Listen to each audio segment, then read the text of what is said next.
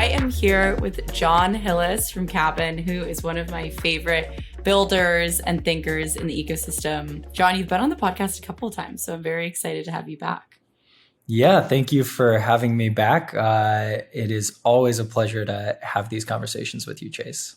I love that. I can't wait to dive into network cities and talk about all of the things. But before we do that, for anyone who hasn't heard you on the podcast before or seen you in sort of the interwebs, maybe you can give a little bit of background on you and what you're building at Cabin.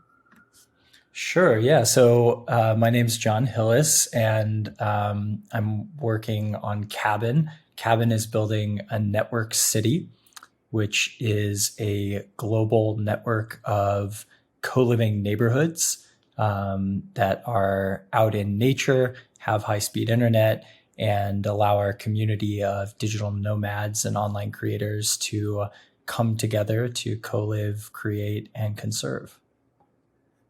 I love that. And I have always said, I think Cabin is probably the most wholesome project in the crypto ecosystem. And also one where you've just put so much intention and thought into how you're building it. And so I love having conversations with you. I think they're always fascinating. And I think this idea of network cities is something that I've been more drawn to lately. It feels like it's kind of with all the things going on in like Montenegro, which we can dive into. I know you just got back.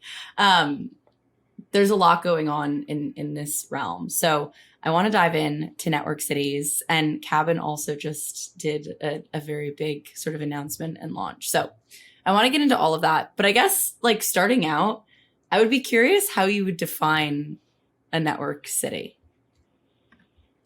Yeah. So the idea of a network city is something that we first started thinking about around 2 years ago. And it was a little bit before Balaji published his book, The Network State. And I think we tend to have a little bit of a different perspective of why we're building cities and why we think that's a better approach to achieve the types of outcomes versus trying to build new states. So, a city is just a densely settled area with clearly defined boundaries whose members work on primarily non-agricultural tasks. That's the definition of a city. And if you think about what a city is made up of, people generally think of like skyscrapers, but cities are really about people and relationships between people and the structures that help to create those. So cities have a shared culture, a shared economy, shared governance structures. And throughout history, they have served as fountains of human creativity and prosperity. They're where people come together to build new types of economies, new ways of life. And, unfortunately, we haven't been building a lot of new cities. For instance, in the United States, the youngest major American city, Phoenix, the youngest one was founded in 1868. And cities have been stagnating for the past 100 years. We're really interested in figuring out how we can reverse that trend and help create new forms of prosperity for people in new types of cities. Yeah, I love that. And I definitely want to dive into what these like newer models look like. But I guess just like as building a little bit of context, and this is a big question, but what do you think is sort of the set of root causes behind the stagnation of cities as we see them today? And then maybe like what's the catalyst that's actually creating this change and unlocking this new potential? Yeah. So, basically people are less happy with their lives than they've been in like 50 years. And there seem to be two main causes of that, increasing loneliness, decreasing standard of living. And both of these, causes come from the way that we've been building our ways of living over the last 50 years. So, whether that's the sort of decline of social associations of the 20th century, like the Rotary Club, Boy Scouts, churches, bowling leagues, that have led to this sort of atomization of society. So some people blame car-centric suburban living and single-family homes. Some people blame the internet and the rise of social media exacerbating the sense of loneliness. But regardless of which of those things have contributed to the cause, the reality is that people feel lonely, and that that's like a core problem that we need to solve. The other one is decreased standard of living. So there's great charts that show the change in prices of things over time. And some things have gotten cheaper, kind of obvious things like televisions and software have gotten way cheaper over the last 30 years. But the actual basics of living, housing, food, education, healthcare, those costs have doubled in the United States over the last 30 years, accounting for inflation. And so, we think that it's time to try something different. And if you look at like why cities are stagnating, a lot of it just comes down to regulation driving high cost of living. So basically, it's become very hard to build anything in cities, particularly in America. And so, this is not the first time that something like this has happened, where cities have stagnated. There's a long history of back to the land movements, where people kind of reject the high cost of living in urban areas and want to go back to the land. The difference this time is that there is a new tech stack that basically allows us to go outside of urban areas and try something different, built on top of economies that can essentially import jobs to remote areas. So the main reason why people have lived in cities historically is because that's where the jobs are. They are first and foremost agglomerations of job markets, as economists would say. And that doesn't need to be the case anymore. Now you can work remotely, or at least many people can work remotely. And that allows us to build new types of cities. So what this creates is really fertile ground for internet native cities. When you combine some of the factors of remote work with developments in infrastructure like satellite internet, solar power, new governance tools like DAOs, blockchain leviathans, and just an openness of flexibility of people and culture to internet native communities, meeting people online, and an interest in solving some of the core problems of humanity like climate change and biodiversity loss. When you add these things together, for us, what we see is an opportunity to build internet native cities, which we call network cities. And these network cities are not all in one place. They're networks. They are a bunch of different neighborhoods that are geographically separated, but linked together with a shared culture, economy, and governance structure. Yeah. And I want to get into like how you're thinking about this with Cabin. And I think you had this really great thread on the difference between like network states, as Balaji sort of imagines them, and network cities, which I want to dive into. But I guess even like before we get into that stuff, I was thinking about it, and I like kind of know the origin story behind why you started Cabin. But I only know it to the point where you wanted to create this like community in the first place. I don't think I've ever actually talked to you about like what the impetus behind wanting to create any sort of community was. And I think in my mind that matters in the context of like, what's causing the creation of these new types of entities, communities, network cities.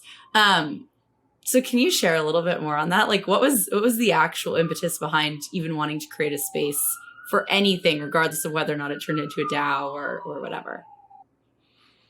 Yeah, when I was a kid, I spent a lot of time in online communities. I was a nerdy middle school kid hanging out in the kind of corners of early Dig and Reddit and some of those places.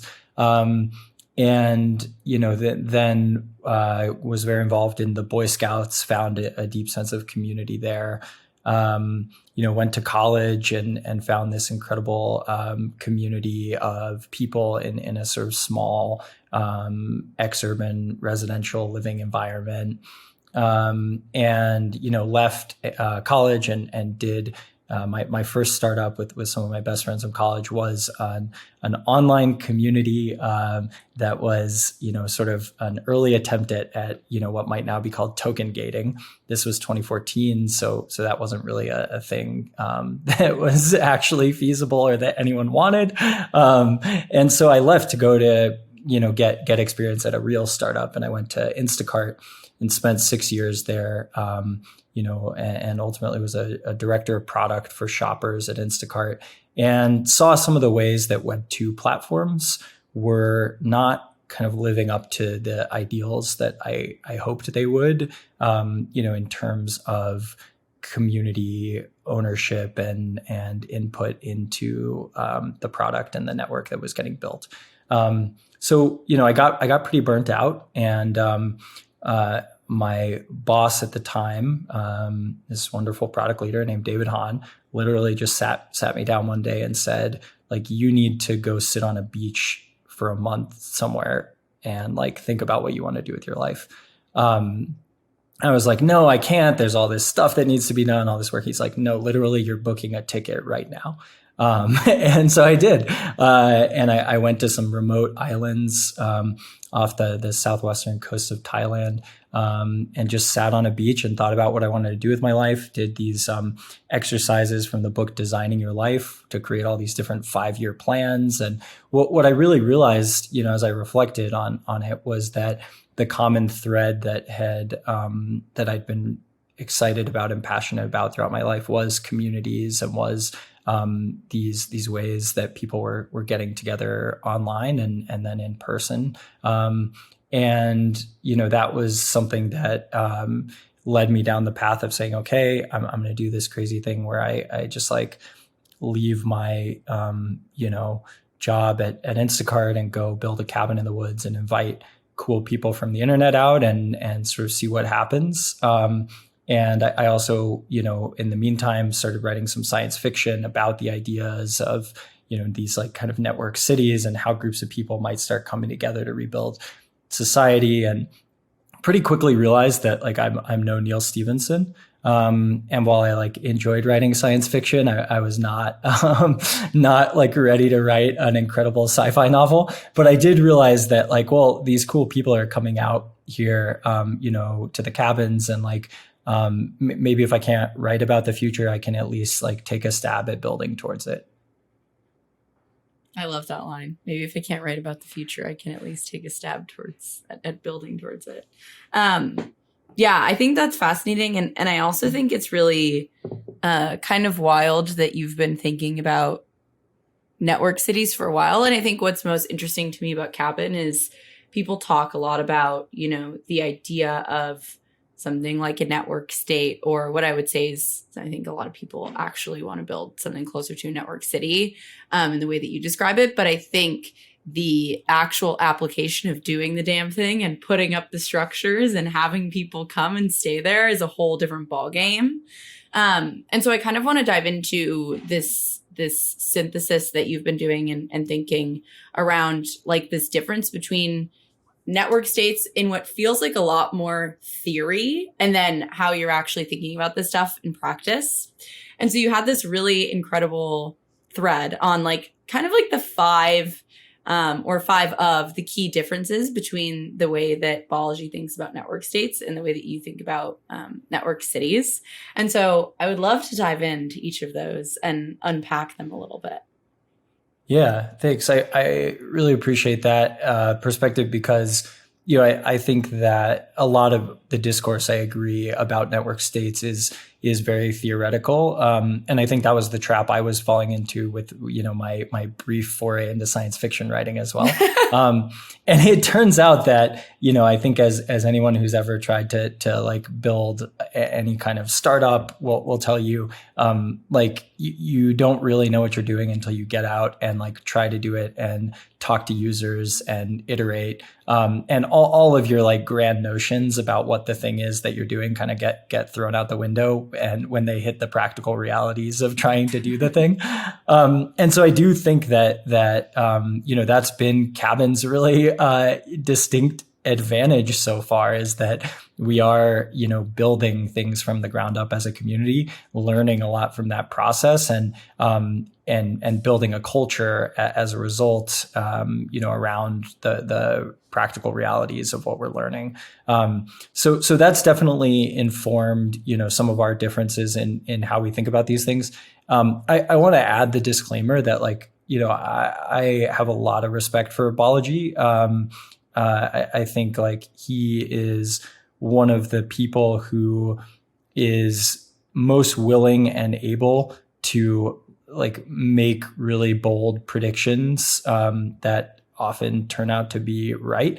And so I have a lot of respect for just his like high conviction, non-consensus, skin in the game, probability distributed, mimetically optimized predictions about the world. And he's got a pretty good track record with those. And so I'm not like anti-Balaji or anti-network state, but I do want to kind of open up membership to the anti-network state club, and encourage people to like think about how we can embrace some of these ideas, but try to have a more open and nuanced conversation around, where we have differences, because the whole point of network states is that they're not just one thing. They are going to be networks of people that represent a really wide range of perspectives and ideologies. And so even though I don't completely agree, with all of Balaji's ideology,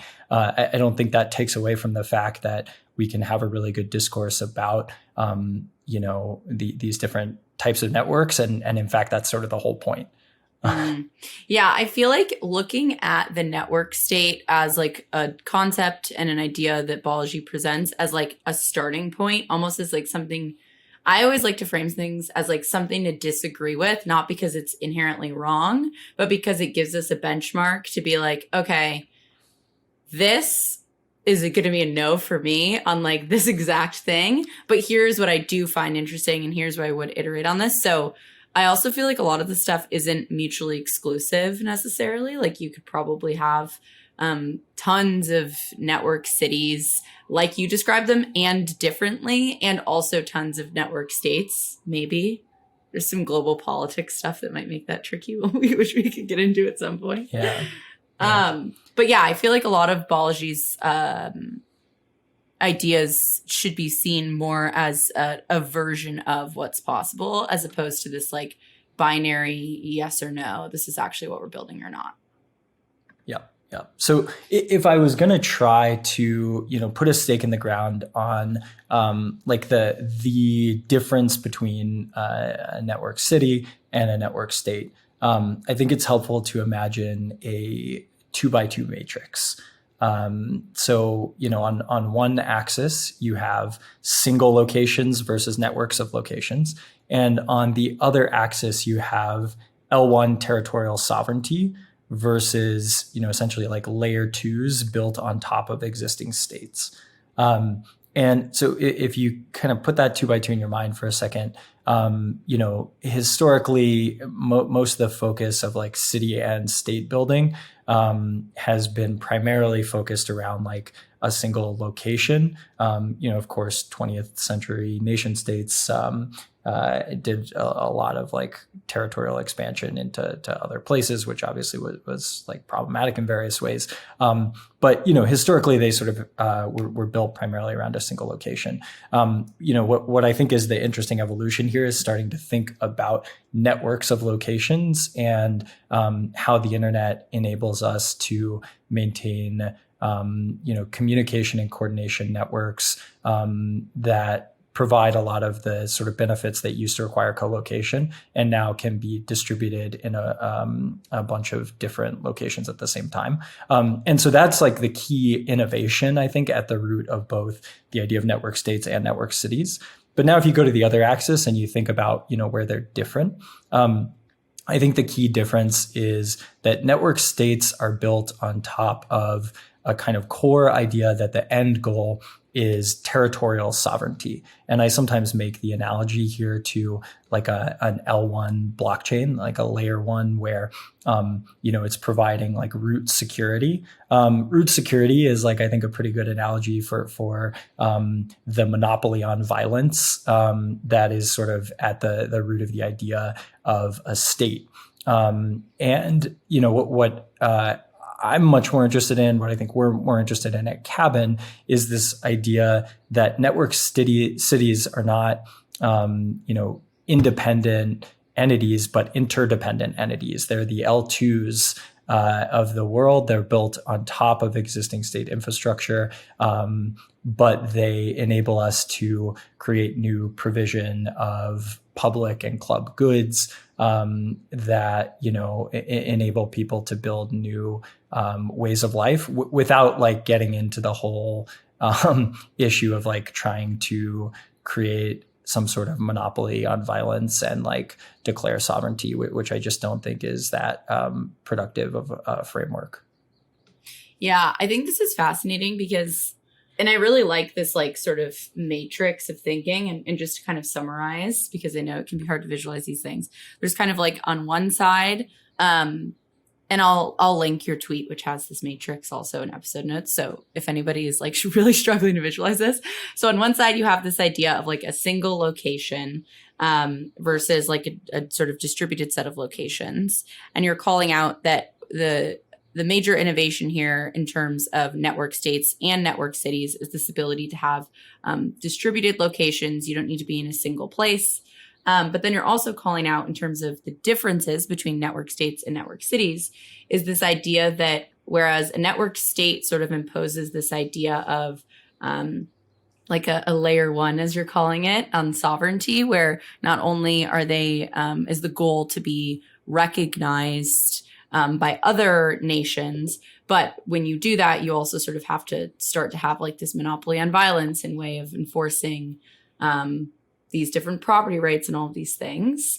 But instead, network cities actually build on top of existing layer ones. And so in that way, they're more like layer twos of these like, I suppose, governance mechanisms almost, or built on top of these governance mechanisms. Yeah, I think that's exactly right. And if that's like too sort of abstract or academic, I think this dichotomy was thrown into stark relief at the conference I was just at that you mentioned at Zuzulu, which was experimenting with some of these ideas.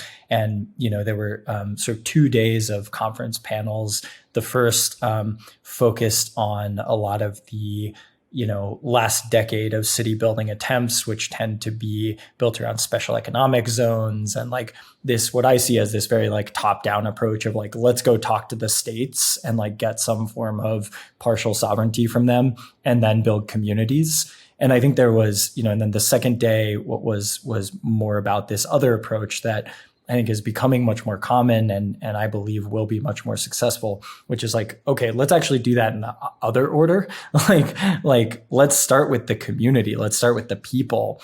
Let's build places for people, and then let's stitch them together and let's start to think about, what it looks like to create these bottom up polycentric governance structures among those groups of people. And I think there's, in my estimation of, the kind of like range of folks who have been thinking about these ideas over the past 10 years, there's a lot more openness now to that more bottom-up approach. Why do you think there's more openness to sort of this bottom-up approach of saying, okay, let's build communities first and then build out more of these, other aspects and allow for more polycentric governance? You think it's like just being native to the internet and people, I don't know, having more space for expression? Yeah, I think it's just a marketplace of ideas. It's like people want to do the things that are going to work. And, the unfortunate reality of a lot of the last decade of these attempts at city building that have been more top down is that, ironically, they came from these very libertarian perspectives. But as a result, they thought that like getting sort of state level or semi-state level control was like the most important thing. And so they focused on that. And that's a really hard thing to make progress on. And even if you make progress, it's like, well, now you just like have this thing that doesn't really have a soul to it. It just has like a legal structure. So I think now that there's kind of early emerging examples, and we still have a long way to go. There's certainly not like clear successes yet, but there's at least emerging examples of this more bottom-up community-driven approach that are starting to work, and that are like, because it's about actual people, people turns out people like social organizations of other people more than they like abstract legal structures with semi-sovereign rights within existing nation states. Weird. Who would have guessed it? I think something that's fascinating, and this kind of, I think, gets into one of the points that you make around, you had this idea of like, network states hold this very specific bar around like some level of civility in person. Whereas, you sort of say that like these dinner parties where people are cooking and cleaning together, like that is actually much more of what a network city might embody, which I think kind of gets at this core thing that you're getting at, which is like, civility versus community are like two very different expectations for groups of people getting together.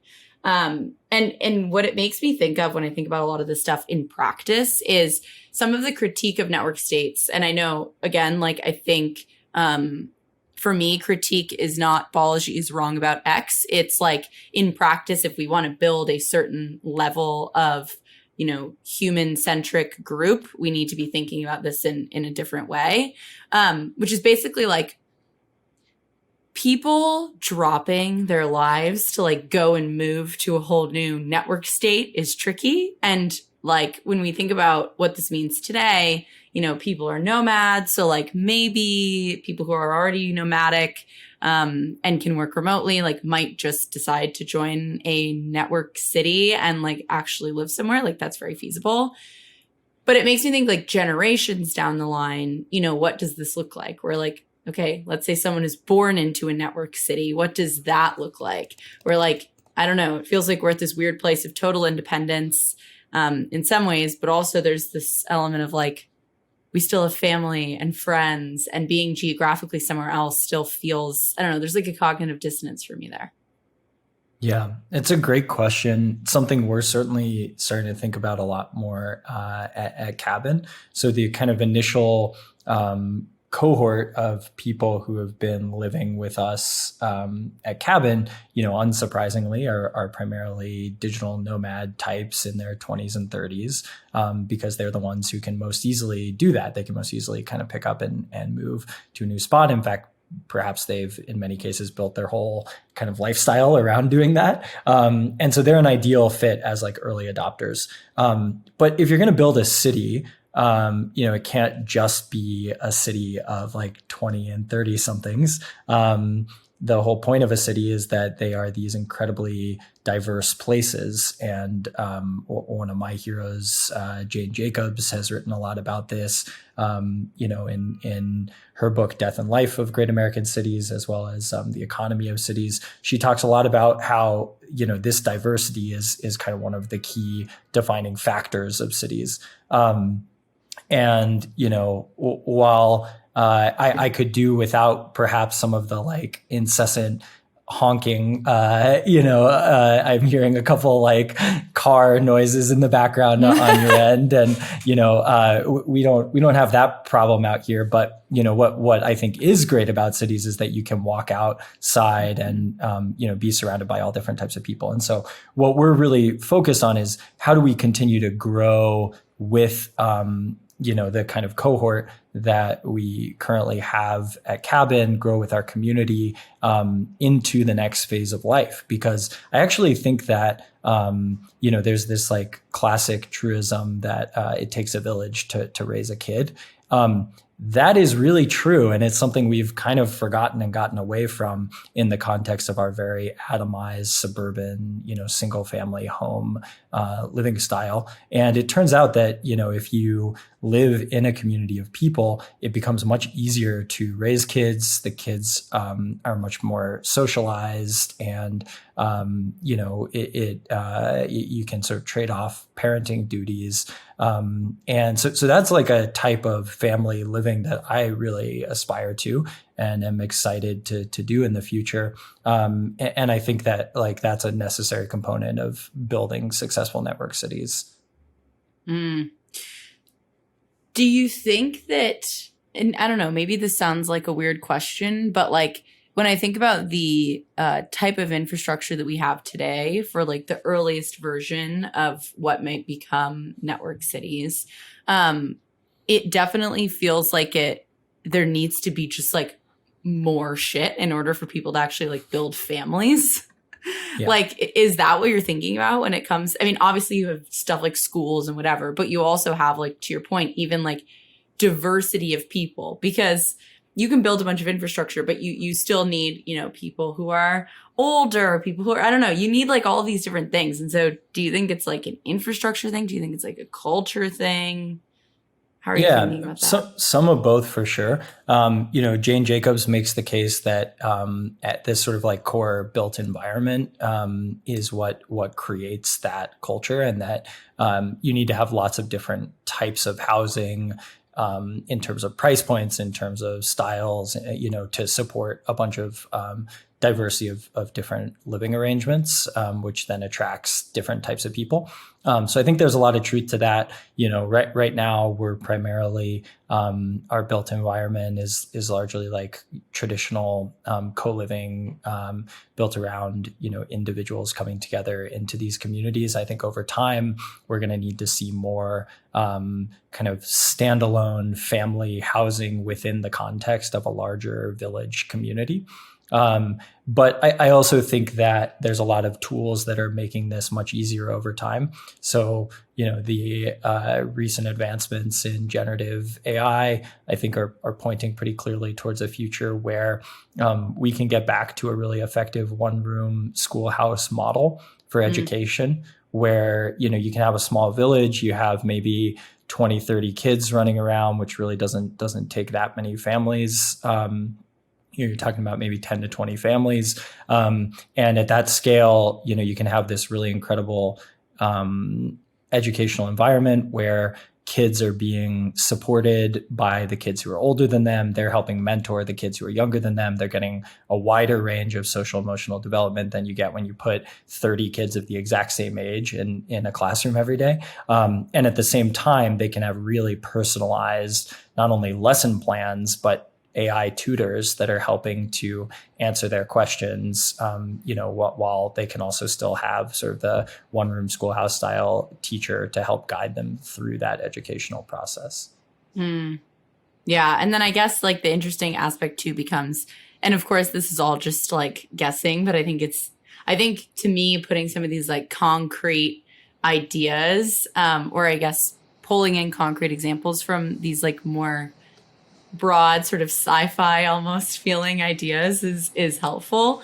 And I guess in that context, what you really like start to see is, as people get older, they do whatever they want. And if they want to join a new network state, then like Godspeed, or a new network city. I guess there's like an element of, people evolving and some people moving away and some people not. And that's just kind of normalized. Like, retention is not the right word here, but you know what I mean? I think there's definitely a tension between Balaji's idea of like total independence and being able to leave versus what feels like you're talking about more just like nurturing of community. And sometimes that means people stay and sometimes that means people go. Yeah, absolutely. And we see people leave and then come back, and then leave again. And like that's very healthy and natural for a city. That's how it works. Whereas for states, yeah, you typically like you have your one state that you're a citizen of, and that's kind of it for life. I think the words really matter here. Like a lot of the discourse I was seeing at this conference was very tied up in the idea of states because of the term network state. And what that leads you down is, a path where you're like kind of rebuilding the mental models of the thing that they are ostensibly trying to replace. It's like this hilarious thing where, it's like if as we progress from kings to states, to networks, if early nation states had called themselves nation kingdoms, it's sort of like, simping for the last model as you try to replace it, it is not like a very helpful mental framework to use. Do you think that the city is the next like emergent framework? Like, what do you think the better version of this is? Yeah, I think it is cities because it's always been cities. If you look back at history, and we've talked some about this in the past in more depth, but if you look at the kind of history of cities and the history of human civilization, what tends to happen is you get these new technologies that come along, democratizing technologies usually that enable people to create a new way of living. They come together in these small groups. They start to, rebuild villages and then cities, and then these federated networks of them. And then eventually, typically some more centralizing force like kings or nation states comes along and like tries to impose top-down control on that. But that's like a late stage end state that you want to avoid, not like an initial design criteria you want to optimize for. Interesting. Yeah. And I guess the other interesting element here too, which you kind of call out in this idea of like a layer 2 on top of an existing infrastructure, whether that be a like blockchain Leviathan, which we've talked about in the past, but basically this idea that like you can have all of these different sort of social contracts enforced on chain, or even the idea of like you are building cabin in a place that still has laws, and like there, Texas isn't just a lawless land, even though right. to some people it may seem that way. And so I guess there's also like an interesting tension here between what it looks like to use nation states as like a model and having that sort of hold us back and being able to dream beyond, and acknowledging that a lot of this stuff is being built on existing infrastructure that is like a model that sort of is going to impact what we can build. Like Cabin can't just make its own, laws as a network city that go against that of the nation state. And so I'm curious from that perspective how you think about that tension between building on top of existing infrastructure and then building your own infrastructure, and what that looks like when it comes to being able to break out of some of these less effective models. Right. So I think the first most important question to ask is like, which laws do you actually care about changing? Because like if you sort of start from this like very libertarian perspective of like all laws are evil and like, we just need to wipe the slate clean, then you're going to have a hard time. But if you're willing to start from the perspective of like, well, practically speaking, what do we care about? Then you can take a bit of a different approach. So, you mentioned Texas, which is where Neighborhood Zero, our first co-living neighborhood is. One of the reasons why we are building in unincorporated Texas is because it has very minimal building regulations. And so if we think back to like the kind of core problems we talked about at the beginning, with cities stagnating, the reason they're stagnating is because there's tons of regulations about what you can and can't build. And, I used to live in San Francisco, and like direct democracy of San Francisco is such a good example of the other end of the spectrum here, where like I literally remember, voting on some proposition about like tree trimming on the sidewalks. Oh God. And I, would get like literally would get letters that got sent out to the whole neighborhood anytime a neighbor wanted to cut down or trim a tree. It was like, this is not a good way to do this. Like, I should not be, the one responsible for making this decision. And so that's sort of like the failure of like extreme direct democracy. And places like unincorporated Texas give you a lot of flexibility to say like, we're going to try new things. We're going to build things. We're actually going to like come together as a community and create infrastructure and not be like so extremely constrained in what we can do. So that type of regulation, I think, really matters in terms of being able to create better ways of living and, cheaper and better forms of housing for people. And one of our goals at Cabin is to produce 10x cheaper and better housing than exists in urban areas. That's not possible unless you can, have some regulatory freedom.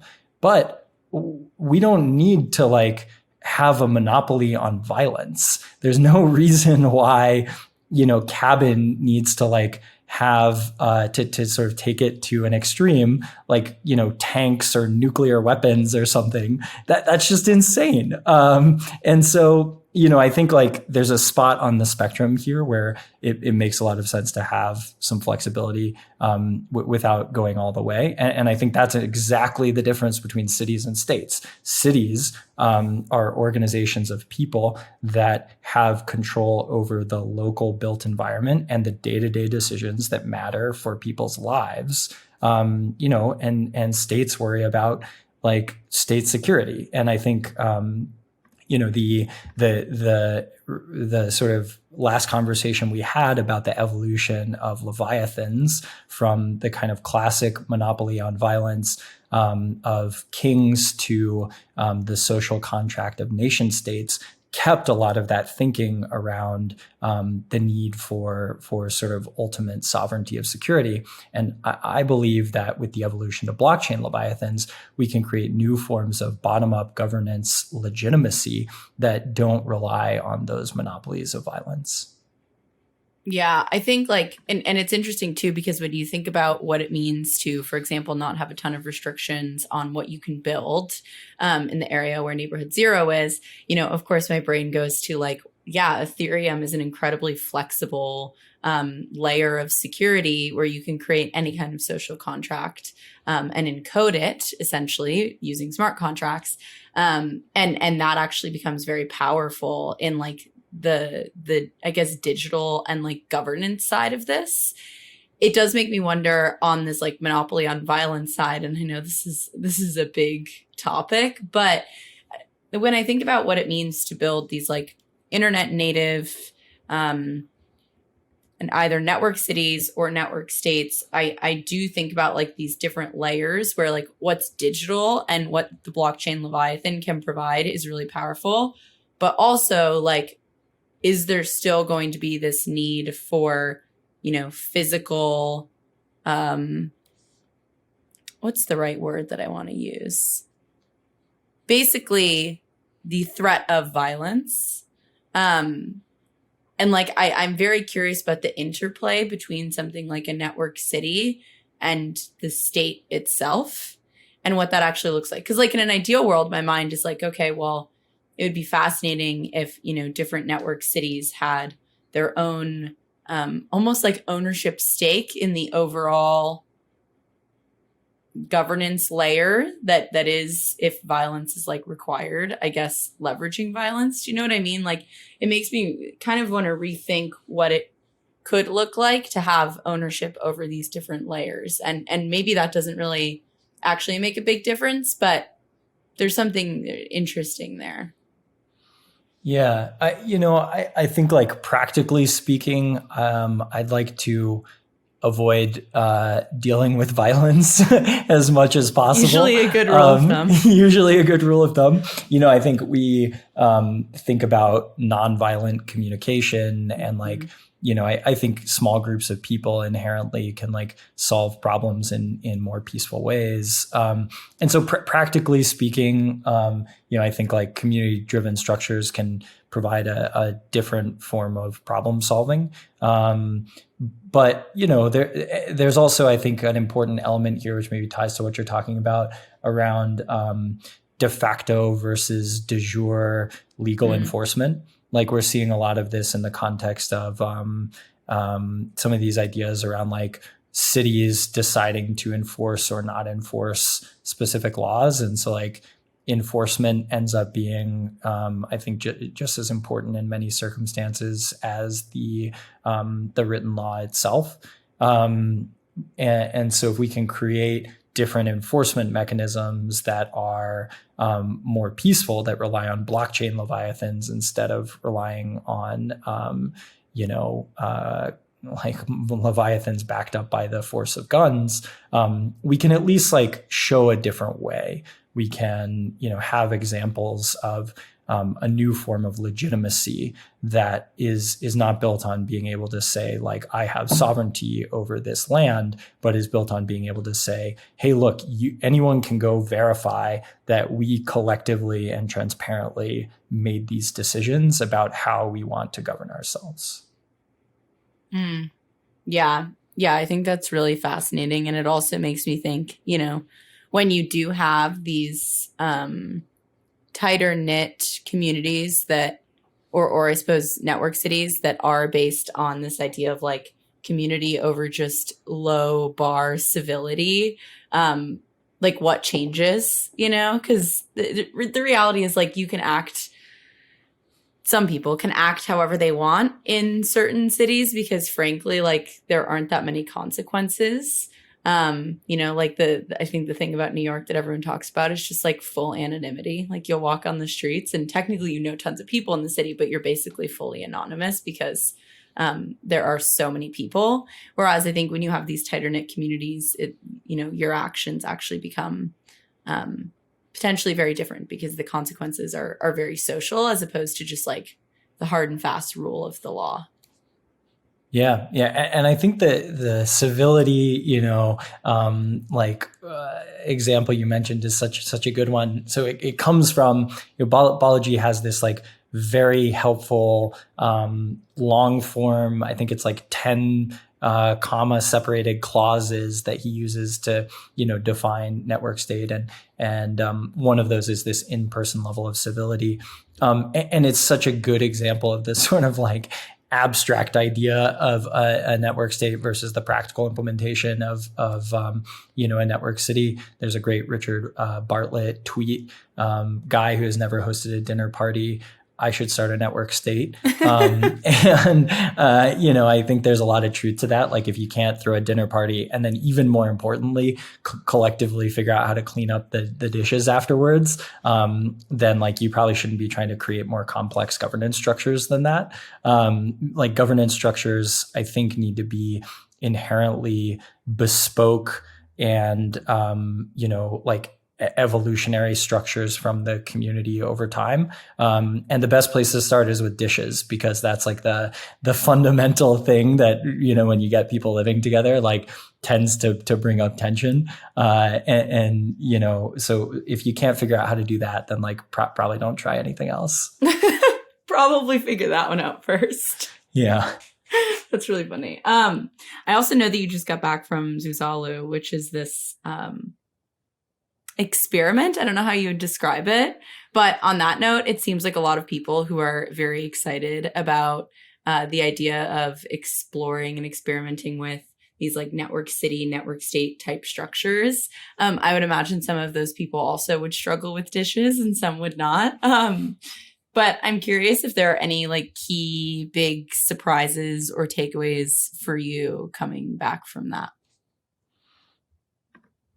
Yeah, it was a fascinating conference and, experiment in co-living and sort of pop-up city building. It happened, is still happening in Montenegro. It's a 2-month long period where some people are staying there for the whole time as residents, and other people are sort of coming in for these specific conferences. So I was there for the New Cities and Network States Week, and then unfortunately had to get back to the US for a family reunion, or else I'd probably still be there for the AI crypto week and some of the other fun stuff going on.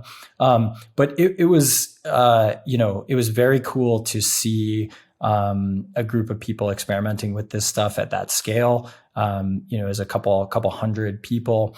It was operated within a kind of existing resort style environment in Montenegro. So it's was, I think, the right decision to make something happen quickly and not build it all from the ground up. But also as a result, that meant that everyone was eating out at restaurants the whole time, and it was in this sort of Disneyland style, pre-built resort, which makes it a little bit harder to do some of the type of real experimentation with, doing the dishes and cooking meals and building physical things together that I think is important. But that it wasn't the goal. The goal was to bring a lot of incredible minds together to talk about some of these big ideas. And it certainly accomplished that. Had the chance to meet and spend time with a lot of old friends and new friends that are building in these areas. And, I think the biggest takeaway for me was a little bit of what I shared earlier around the kind of dichotomy between the way that people have been trying for the last decade and this new emerging way. And it was really cool to see the amount of energy and momentum that is just starting to build, and recognition of the possibility around this new, more community-centric approach to building these kind of new types of societies from the ground up. So I expect there will be more Zuzulus in the future, and I definitely look forward to hopefully joining some of them. Yeah, I do feel like as we wrap up on this conversation, as I'm thinking about what people have been, I think, talking about and focusing a lot of energy on lately, it feels like this is the network city type of I don't really want to say DAO use case, because I think that kind of reduces it to only the realm of DAOs, which I think is not really necessarily fair. But I do think that we've seen a lot of conversation and excitement around this. So it's exciting that Cabin has been at the forefront of doing a lot of these experiments in a way that is a little bit different, I think, from what we're seeing elsewhere. And also very exciting because I know Cabin has a few things coming up, which maybe you can talk a little bit about before we wrap up. Yeah, I'd love to. So we just recently rolled out our vision document, which maybe you can link in the show notes, which is a kind of long form piece outlining why we're building a city, who we are, what we believe, how we're doing it, where we're going, a 5, 50, and 500 year roadmap for city building. So if you're interested in the details, definitely check that out. On May 23rd, just in time for our second birthday, coming up in a couple weeks, we are going to be launching our citizenship and city directory. So citizenship is Cabin's subscription membership, and it is distributed through a web of trust. So we have an initial group of citizens that have been participating in the Cabin community in our IRL events over the past 2 years. And those people are going to become the seed for vouching for and bringing in more citizens to the network. And those citizens will be able to access our city directory, which is our network of neighborhoods, places that you can go and live within the Cabin network. These neighborhoods will have both co-living experiences for citizens, as well as work-stay exchange residencies.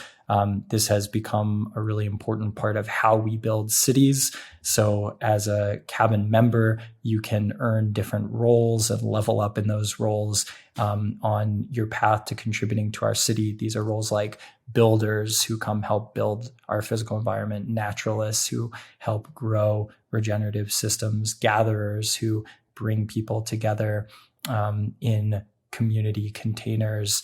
And these roles are opportunities to connect with other members of the cabin community. They are also part of our polycentric governance structure, and they're ways for you to get free housing for your contributions to a cabin neighborhood.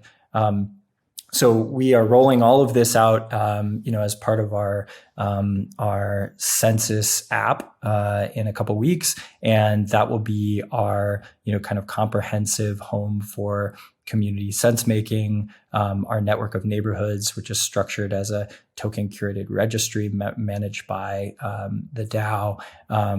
And these kind of polycentric governance structures for growing our community. So it's 2 years in the making, and it's going to be a really big moment for us as a community. And I think we'll lay the groundwork for our continued growth as a network city. Beautiful. And where can people find all of the things and stay up to date on all of that stuff? Yeah, so we have recently transitioned to an exciting new domain, cabin.city.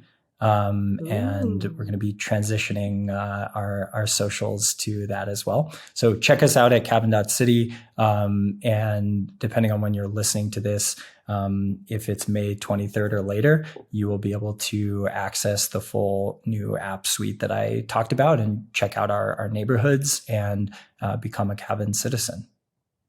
Beautiful. And Jon, where can people find you and all of your hot takes on network cities? For hot takes, there are, I guess, two options. One is following me on Twitter at Jonathan Hillis, and the other one is making your way out to Cabin's Neighborhood Zero and getting the deep hot takes around the campfire. You reserve the hottest of takes for the campfire. That's right. I love that. Well, Jon, thank you so much for coming on the show. I always appreciate how you think about things, how you approach things. And so it's always fun to jam with you. Always a pleasure to talk with you, Chase, on and off the pod. And looking forward to seeing you in person again soon. Yes, maybe around the campfire. We'll see. There we go. Thank you.